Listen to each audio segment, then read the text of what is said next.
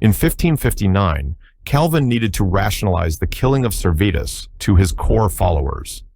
The ghost of Servetus continued to haunt Calvin because Calvin's own words as a young Christian were likewise haunting himself. In Calvin's first edition of the Institutes, 1536, Calvin wrote, "It is criminal to put heretics to death. To make an end of them by fire and sword is opposed to every principle of humanity." Stefan Zweig, in his book The Right to Heresy, says, "Indeed, just before he died, Calvin taught in his commentary on Ezekiel 18:34 that anyone like himself who had been regenerated can be an unrepentant murderer and still can expect eternal life, contrary to what Apostle John taught." Obviously, Calvin's doctrine after the killing of Servetus was shaped by his need to justify his role. We would expect Caiaphas to do likewise so as not to lose face for having Jesus killed as an alleged blasphemer. Hence, Calvin's doctrine is often dictated by Calvin's policy of protecting himself rather than providing true doctrine. Unless you know Calvin's true responsibility in the Servetus affair, you will never anticipate the need to read Calvin with skepticism. Moreover, and importantly, the Servetus affair was the direct result of the license provided by Calvin's religious doctrine. It allowed him to harbor for a very long time a personal animosity against Servetus, never realizing the spiritual danger to himself for hating another human being. Calvin knew Servetus since college days in 1534. In approximately that year, they mutually planned a public debate which was canceled.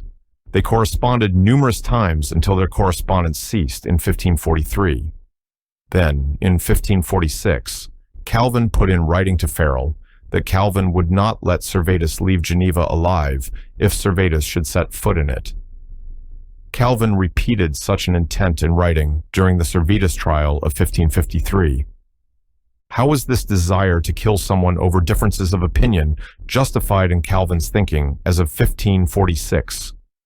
This is difficult to explain because it was in this time period that Calvin adamantly insisted heretics were not to be killed, instead must be corrected only by doctrine. Thus, how did Calvin rationalize his desire to kill Servetus in this period of time when he espoused tolerance toward heretics? There is a conceivable explanation. Calvin's doctrine on evil effectively erases the moral barrier to commission of evil, whether this doctrine was consciously or unconsciously designed to do so. Right up to that time, and throughout all his life, Calvin espoused a doctrine that shifted the responsibility of evil in man to God's predetermined will. Calvin insisted that man has no free will even to resist doing evil.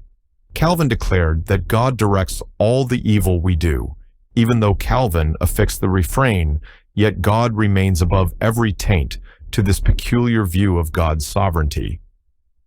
Calvin needed this obviously troublesome doctrine to support Calvin's pet doctrine of predestination of the lost.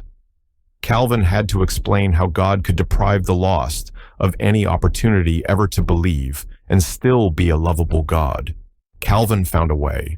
Calvin felt he could attribute this immoral act to God, that is, depriving the lost of any ability to be saved, because Calvin taught God wills all immoral acts anyway, both the evil thoughts and evil deed. What of our revulsion at such a horrible idea about God? Calvin said not to worry because he added the refrain that God remains above every taint. However, that refrain was no answer to the problem. It was just an ad hoc statement designed to deflect attention from the ethical problem posed by Calvin's doctrine on God's sovereignty. Calvin should have instead reconsidered the entire doctrine of predestination before taking this detour. He should have realized that he developed this doctrine when he was only a Christian of 1 year's duration. Everyone would have accepted a modification to remove this evidently deplorable doctrine. Unfortunately, no experience nor criticism ever dislodged Calvin from this bizarre claim that he first uttered in 1536 in his Institutes. When we then cast our eyes at the killing of Servetus, we can legitimately ask this question: What would one expect from a theologian who saturates his mind with the belief that God directs all murderers' thoughts, and God makes murderers in fact murder, although supposedly God remains above every taint despite doing so? The answer is obvious. With Calvin's bizarre idea, one can license himself murdering another because it is God's will and direction, even as you do so. Then, if you are in God and God's Spirit is in you, then you can freely murder and still enjoy Christ's covering because God directed the evil and he was beyond any taint. His glory covers your murder. This doctrine of God's role in evil will similarly become the hole in anyone's conscience who believes it.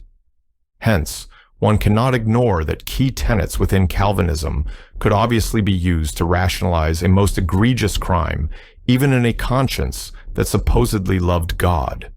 Whether purposefully designed from the beginning this way or not, these key tenets gave Calvinism its ultimate shape. Calvin delivered a deformed version of Christianity. This is extremely relevant today because the Westminster Confession perpetuates Calvin's doctrine about God's responsibility for evil through weekly Bible studies in hundreds of churches. It is a doctrine, if truly harbored and relied upon, can corrupt the soul, as Lutherans, Baptists, and evangelicals have consistently tried to warn Calvinists for centuries. Introducing a non-believer to Christ through Calvin is thus fraught with problems. Calvin is a negative stain on Christianity, despite all the relevant and even accurate statements in his commentaries. Calvin, frankly, is an embarrassment to the faith. That many Christians call themselves Calvinist merely compounds the problem.